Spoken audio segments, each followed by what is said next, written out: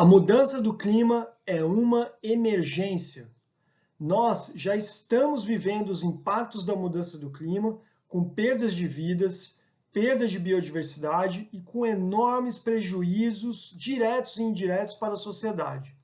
Meu nome é Pablo Borges de Amorim e na aula de hoje eu vou trazer para vocês os métodos mais consolidados de como fazer uma avaliação de impacto das mudanças climáticas nos sistemas ecológicos. Ao final dessa aula, eu espero que você seja capaz de responder as seguintes perguntas norteadoras. Por que é importante considerar a mudança do clima em estudos de sistemas ecológicos? Quais são os passos e as abordagens metodológicas básicas para a avaliação dos impactos climáticos? E, por último, quais são as análises mais adotadas? Essa aula é parte da disciplina de Climatologia e Mudanças Climáticas do curso de pós-graduação em Ecologia da Universidade Federal de Santa Catarina. Mas se você não é aluna nem aluno, não tem problema. Fique à vontade para assistir essa aula, comentar aqui e também compartilhar com outras pessoas. Vamos nessa? Nesse exato momento, 4 de outubro de 2020, estamos vivendo uma calamidade ambiental no Brasil. Incêndios já devastaram 20% do Pantanal. Incêndios estes causados pela ação humana, mas que este ano contaram com a ajuda significativa de um fator meteorológico, a seca. O Centro Nacional de Monitoramento de Desastres Naturais, o CEMADEM, estima que a seca do Pantanal desse ano é a mais intensa dos últimos 60 anos. E esse tipo de situação está cada vez mais frequente nas nossas vidas. No primeiro semestre desse ano, quase uma centena de municípios em Santa Catarina decretaram situação de emergência devido à estiagem. Com mais energia retida no sistema terrestre, temos um ciclo hidrológico mais intenso. E ao mesmo tempo em que a gente está vivenciando mais ondas de calor e mais secas em diversos lugares, um ciclo hidrológico mais intenso aumenta as chances de acontecer isso. Chuvas torrenciais que levaram a inundações. Essa foto é uma vista aérea do Vale do Itajaí, uma das regiões mais atingidas pela chuva em Santa Catarina em 2008. O Banco Mundial e o CEPED da UFSC estimaram que de 1994 a 2014, o Brasil acumulou 182 bilhões de reais em danos e prejuízos causados por extremos climáticos. Isso mesmo, 182 bilhões de reais. Isso é bastante preocupante.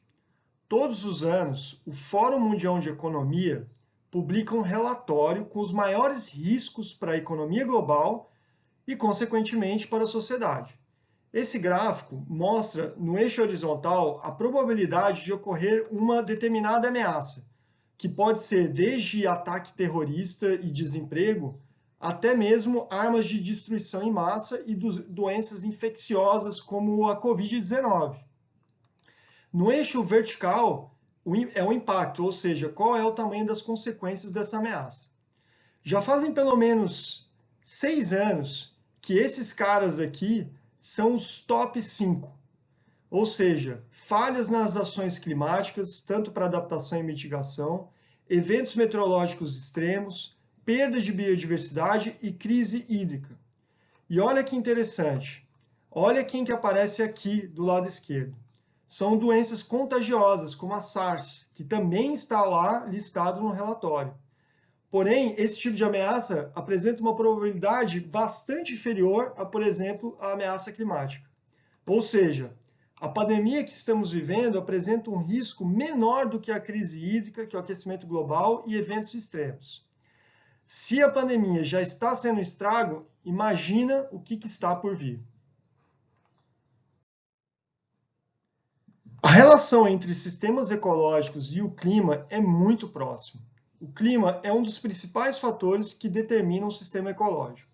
Segundo o IPCC, a biota terrestre e os ecossistemas já foram afetados significativamente por mudanças climáticas no passado.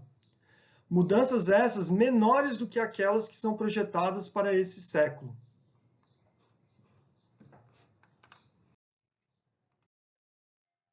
As mudanças climáticas são uma verdadeira ameaça à biodiversidade e aos ecossistemas. Segundo o próprio IPCC, estima-se que até 2050, 25% das espécies do planeta estarão ameaçadas devido a perturbações climáticas. A velocidade com que o clima tem mudado afeta não somente as espécies individualmente, mas também a maneira como as espécies interagem com outros organismos e seus habitats, o que altera a estrutura e a função dos ecossistemas e, consequentemente, dos bens e dos serviços que esses sistemas naturais fornecem à sociedade, os serviços ecossistêmicos. Nessa figura, temos alguns exemplos de propriedades dos sistemas ecológicos que podem ser afetadas pelo clima. Em termos de ecossistemas, temos a produtividade primária, as interações entre as espécies e as propriedades emergentes, como, por exemplo, o surgimento de espécies invasoras. A nível de indivíduo, populações e espécies, as alterações climáticas podem afetar o comportamento de uma espécie, a morfologia, a fenologia e a distribuição e até mesmo a genética. Então, entender a direção e a magnitude dos impactos da mudança do clima nos ecossistemas e na biodiversidade nos permite antecipar essas mudanças e tomar medidas para tornar esses sistemas mais resilientes e, assim, por fim, minimizar os danos e prejuízos para a sociedade. Agora, como avaliar as perturbações que as mudanças do clima causam nos sistemas ecológicos? O termo mais usado para isso é análise de impacto da mudança do clima. E para fazer esse tipo de análise, recomendam-se 3 passos. O primeiro passo é escopo e triagem, depois cadeia de impacto e, por fim, avaliação de impacto, tanto para o impacto atual que estamos vivendo, como também para impactos futuros. Para avaliação de impacto, existem 3 abordagens metodológicas. Primeiro, julgamento de experts. Segundo, indicadores. E, por último, modelagem de impacto. Para cada uma dessas abordagens, existem opções. No caso do julgamento de experts, a opção é conduzir uma revisão bibliográfica sistemática. Para indicadores, pode-se optar por indicadores genéricos, já disponíveis, ou pela customização desses indicadores. Já para a modelagem de impacto, existem 2 opções mais consagradas, que é a abordagem bottom-up ou a abordagem top-down. Por fim, as análises mais tradicionais são as de cenários de mudanças e as análises de tendências. As cores das caixas representam o grau de complexidade das atividades. Ou seja, verde é de baixa complexidade, amarelo é de média complexidade e vermelho são aquelas atividades mais complexas que requerem tempo e expertise. Vamos falar um pouco mais de cada uma delas.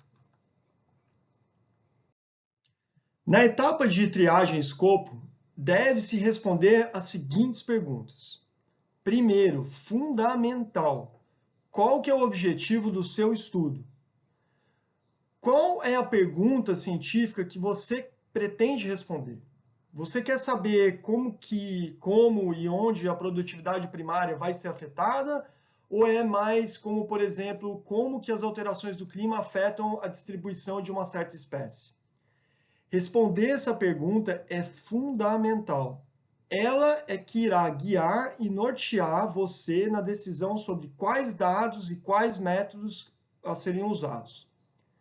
Segunda pergunta, qual é o sistema de interesse? A gente está falando de uma única espécie ou estamos falando de um ecossistema inteiro ou de um bioma?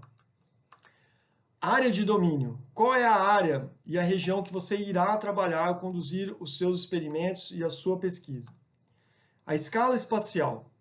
qual é a escala espacial que estamos falando? São alguns quilômetros, algo mais pontual, ou estamos falando de uma área como, por exemplo, o Brasil inteiro? Escala temporal. O sistema de interesse é afetado por variações a curto prazo, como variações no ciclo diurno, ou são sistemas sensíveis a variações mais longas, como, por exemplo, mudanças no regime de chuva anual? E, por fim, qual é o horizonte temporal de interesse? Essa pergunta ela é importante para definir os cenários de mudança do clima. Nós estamos falando de quê? Estamos falando de mudanças para os próximos 20 anos ou estamos falando de mudanças para o final do século? Em geral, o recomendável é usar horizontes temporais mais próximos, pois daqui a 30 anos, por exemplo, teremos modelos melhores, métodos melhores do que os de hoje. Então, não precisamos nos preocupar com as mudanças no final do século. Por outro lado, as mudanças são mais prováveis e significativas a partir da metade do século, o que pode ser interessante para sensibilizar a sociedade a tomar ações agora. Segundo passo, cadeia de impacto. As cadeias de impacto visam avaliar a interligação de causa e efeito entre a ameaça climática e seus possíveis impactos. As cadeias de impacto ajudam a identificar, entender, sistematizar e priorizar quais e como as ameaças climáticas impactam um sistema.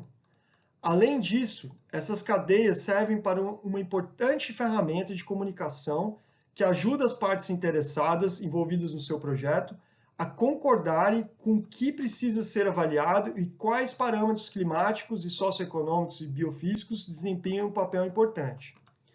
Por exemplo, questão da perda de floresta por incêndios. Os incêndios não acontecem por si próprios, eles dependem de outros fatores, como, por exemplo, a causa humana para a ignição, mas também de fatores climáticos, como a seca e ondas de calor.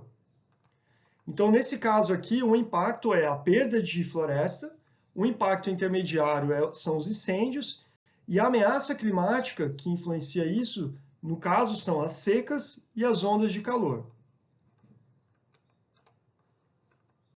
Terceiro passo, avaliação de impacto. Existem 3 abordagens metodológicas básicas para avaliação dos impactos climáticos: julgamento de experts, desenvolvimento de indicadores e modelos de impacto. Vamos falar agora um pouquinho sobre cada um deles. Primeira abordagem, julgamento de experts. É basicamente a produção de relatórios síntese, onde os experts realizam revisões bibliográficas sistemáticas. O maior exemplo é o próprio IPCC, que eu demonstrei na aula passada, onde vários especialistas se juntam para fazer uma grande revisão bibliográfica e síntese do assunto. Mas existem também iniciativas voltadas para sistemas ecológicos, como IPBES. E, a nível nacional, nós temos a Plataforma Brasileira de Biodiversidade e Serviços Ecossistêmicos, o BPBES. Então, nesse passo, eu recomendo que vocês consultem os relatórios dessas iniciativas e também conduzam uma revisão bibliográfica. Revisões bibliográficas são fundamental para identificar onde o conhecimento científico ainda é limitado, ou seja, oportunidade de pesquisa. Esse é o primeiro passo e provavelmente o mais fundamental de qualquer pesquisa científica. Segunda abordagem, indicadores. Outro método comum para avaliar os impactos da mudança do clima é o desenvolvimento de indicadores. Indicadores são representações matemáticas simples de uma condição climática ou da relação entre 2 ou mais variáveis. Esse mapa aqui ilustra o índice de onda de calor. No caso, é um número máximo de dias com temperatura máxima diária acima de 35 graus Celsius. Esse mapa foi produzido pelo Instituto Nacional de Meteorologia, o INMET, e ilustra a climatologia anual, ou seja, a média de 30 anos para o período de 1981 a 2010. Com esse mapa, por si só, daria para identificar regiões menos propícias para o desenvolvimento de espécies que são sensíveis a temperaturas superiores a 35 graus.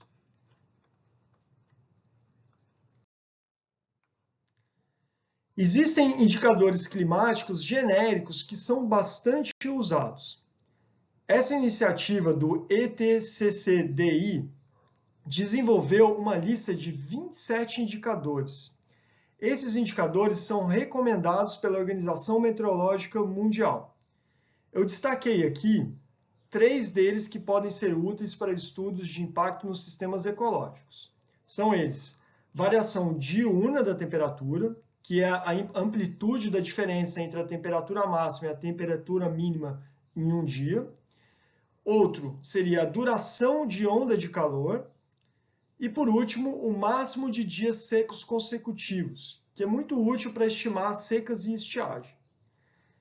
Existe um pacote no R para cálculo desses índices. O link para essa iniciativa e para os dados já calculados estão na descrição desse vídeo.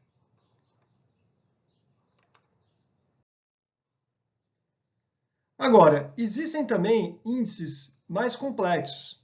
Essa figura ilustra o mapa de índice de saúde de vegetação, em inglês VHI. Esse mapa para o Brasil é referente ao mês de agosto, e esse índice foi calculado pelo CEMADEM. Em amarelo são as áreas impactadas pela seca, onde esse VHI é menor que 30.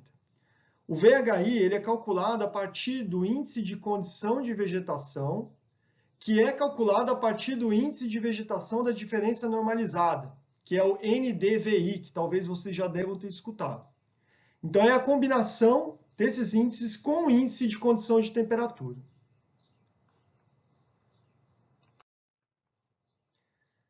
Por outro lado, existe a possibilidade de se customizar indicadores.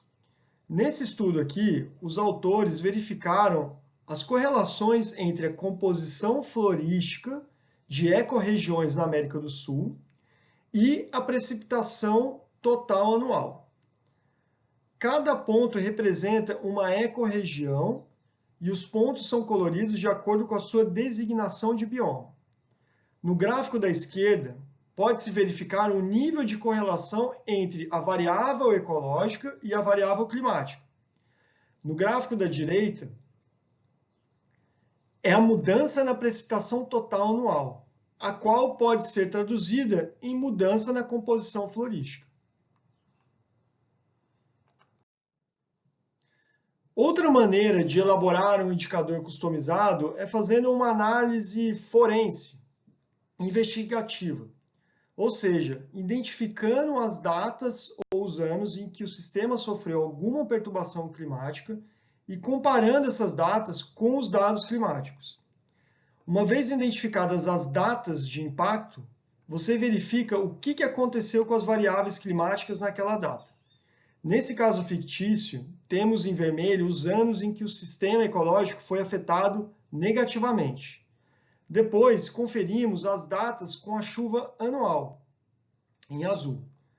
Em todos os anos que houveram impactos, a chuva anual foi menor a 1.000 milímetros.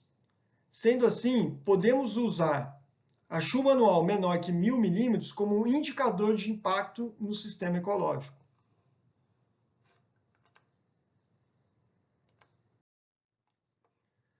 Terceira abordagem, e provavelmente a mais complexa, modelos de impacto. Os modelos de impacto são representações numéricas das interligações complexas e não lineares entre os parâmetros climáticos e os parâmetros de um sistema de interesse. Nessa figura, você tem a representação de um modelo de vegetação dinâmica. Tendo em vista que esse modelo usa dados de clima, além de muitos outros, basicamente o que se faz é determinar cenários de mudança do clima e usá-los como input, ou seja, como entrada no modelo, e depois verificar o que sai. Existem duas opções para essa abordagem. A primeira é a bottom-up, ou seja, de baixo para cima. Nessa abordagem, você basicamente testa a sensibilidade do seu sistema perante perturbações de variáveis climáticas. Só que essas perturbações são pré-estabelecidas. Por exemplo, se a temperatura aumentar em 1 grau e a chuva diminuir em 15%, o que acontece com o seu sistema? Tem um estudo interessante sobre isso que eu vou deixar na descrição do vídeo.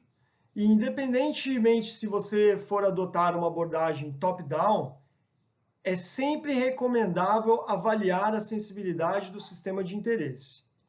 Os níveis de perturbação, por exemplo, 1 grau de aumento de temperatura e redução de 15% da chuva, podem ser definidos com base em revisões bibliográficas. Aqui temos um exemplo de uma abordagem bottom-up. Esses mapas ilustram em amarelo as áreas favoráveis à ocorrência de araucárias no Brasil. No canto superior esquerdo é a situação atual. No superior direito é como seria a área se a temperatura média anual aumentasse em 1 grau Celsius. Depois, aqui embaixo, temos um cenário de 2 graus e um cenário de 3 graus, respectivamente. Note a sensibilidade das áreas favoráveis à ocorrência de araucária em relação à temperatura. Aqui, no cenário de 3 graus, as áreas são muito inferiores à situação atual ou até mesmo a um cenário de 1 grau de aumento. A outra possibilidade, e a mais adotada, é a top-down. Nessa abordagem, estima-se cenários de impacto da mudança do clima com base em projeções de modelos de clima. A cadeia de modelagem começa com os modelos de clima sendo forçados por diferentes cenários de emissões dos gases do efeito estufa. Ou seja, esses cenários servem de entrada ou input para os modelos de clima. No entanto, a resolução espacial dos modelos de clima é relativamente grosseira. Varia entre 50 até mesmo 100 km de resolução. Ou seja, cada grade ou cada pixel do modelo possui 50 km por 50 km de tamanho. Nesse caso, alguns processos podem não ser bem representados no modelo de clima, principalmente chuva em regiões com topografia acentuada. Dessa forma, recomenda-se a aplicação de técnicas de downscaling. As técnicas de downscaling podem ser estatísticas ou dinâmicas. Tanto os modelos de clima quanto as saídas dos modelos de downscaling possuem erros sistemáticos que podem ser corrigidos através de técnicas relativamente simples de correção de viés. É basicamente um ajuste da saída dos modelos com a realidade, ou seja, com os dados observados. No entanto, a técnica de correção de viés depende da disponibilidade de dados observacionais e não é garantido que o viés de hoje ou do passado seja o mesmo do futuro. Por fim, após a correção de viés, os dados são usados como entrada no modelo de impacto, como por exemplo o modelo de vegetação dinâmica. Porém, antes disso, os modelos de impacto devem ser calibrados e validados com dados observacionais. Vale ressaltar que, para executar essas etapas, são necessárias algumas atividades de pré-processamento de dados, principalmente na preparação das projeções dos modelos de clima.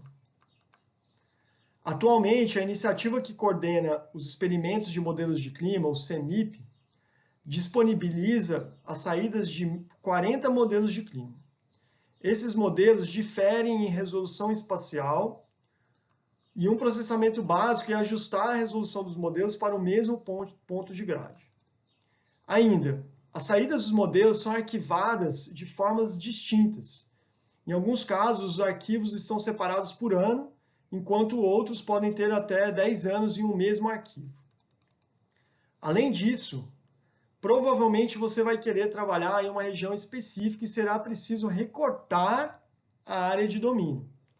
Nesse caso, você tem que pré-processar os dados e deixá-los no mesmo padrão para assim facilitar as etapas subsequentes.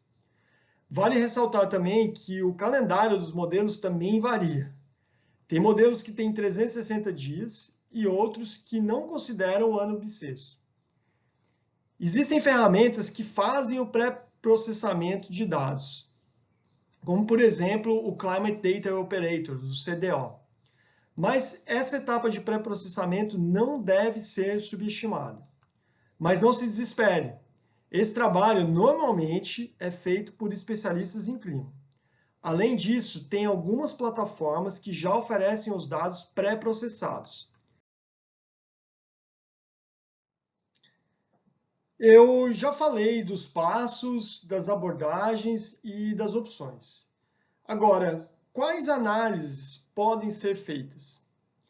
Independentemente se você for adotar a abordagem de indicadores ou de modelos de impacto, existem algumas análises que podem ser feitas para ilustrar as mudanças no sistema ecológico devido às mudanças climáticas.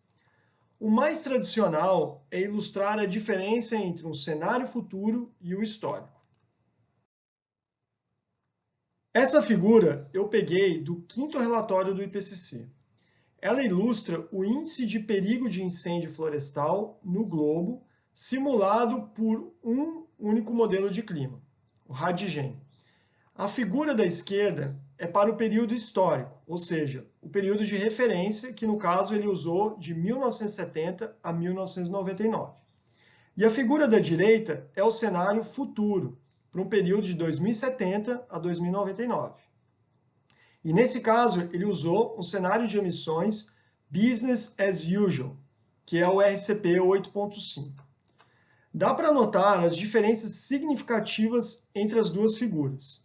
Em algumas partes do sul da África e da Austrália, o perigo de incêndio passaria de médio para alto. Aqui a gente pode ver em vermelho.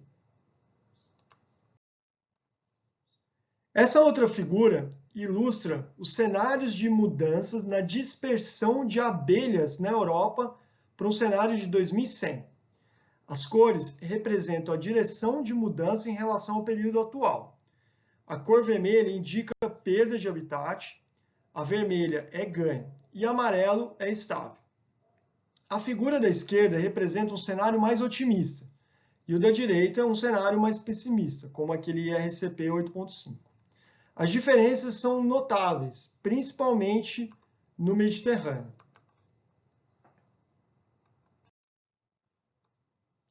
Essa outra figura ilustra nichos climáticos adequados para araucárias no Brasil.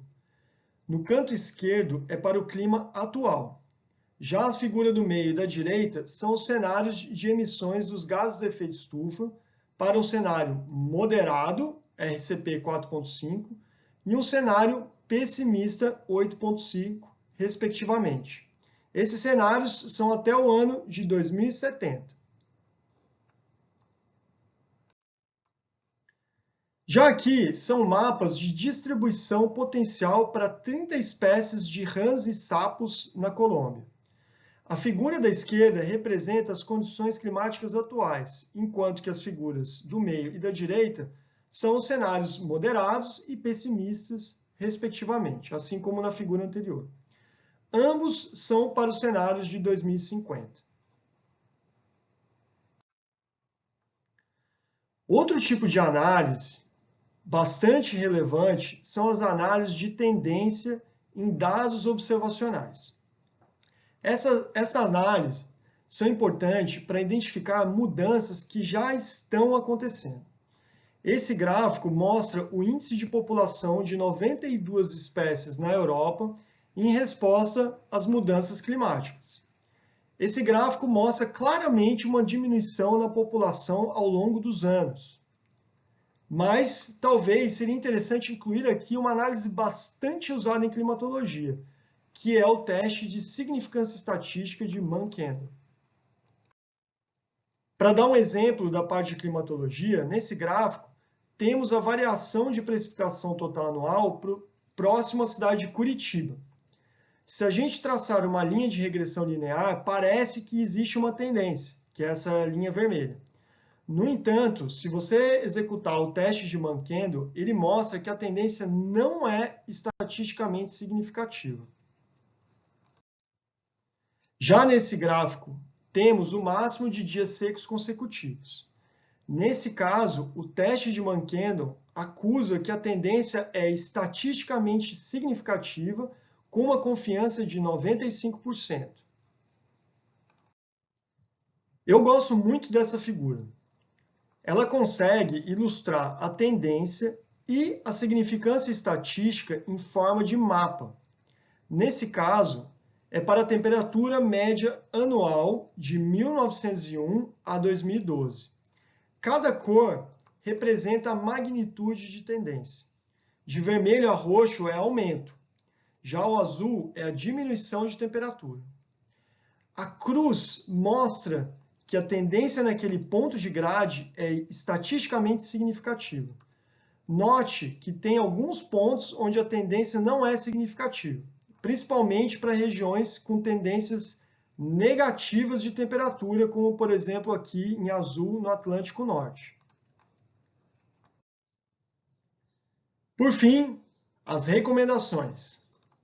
Primeiro, revisão bibliográfica. Como eu disse anteriormente, isso é uma parte fundamental de qualquer pesquisa científica. Segundo, tente se envolver com aqueles que potencialmente irão usar as informações que você vai gerar.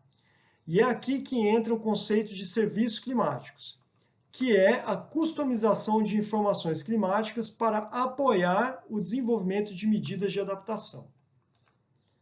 Terceiro, aprenda onde e como baixar os dados. E isso é o tópico da nossa próxima aula. Quarto, aprenda a lidar com formatos não familiares. Na climatologia, a gente lida com diversos formatos, como, por exemplo, o NetCDF. Quinto, aprenda a converter dados de um formato para o outro. Sexta recomendação, documente bem os experimentos. No início, a gente costuma testar alguns dados e parâmetros de modelo. No entanto, ao longo da pesquisa, esses testes vão ficando cada vez maiores e mais complexos. Então, eu recomendo que vocês documentem muito bem todos os experimentos desde o início. Sétima recomendação, automatize processos. E é aqui que a parte de programação é fundamental. Se você tiver que alterar algum dado de entrada do seu modelo, por exemplo, porque saiu uma nova versão dos dados dos modelos de clima, ter um processo automatizado vai te poupar muito esforço e tempo. Oitavo, alta resolução não significa alta acurácia. Downscaling é recomendável, porém, modelos de downscaling, assim como qualquer modelo, possuem diversas limitações. E dependendo do contexto, downscaling não é prioridade. Nono, reconheça as limitações do seu modelo. Nenhum modelo é perfeito. Mais do que mostrar os pontos fortes do seu modelo, reconheça e comunique com clareza as limitações do modelo. E décimo e último, apresente os resultados de maneira significativa para aqueles que farão uso da informação. Então é isso, eu espero que vocês tenham gostado e que agora vocês tenham uma ideia da dimensão dessa área de pesquisa tão intrigante que é o levantamento dos impactos da mudança do clima, em especial nos sistemas ecológicos. Nos vemos na próxima aula. Até lá!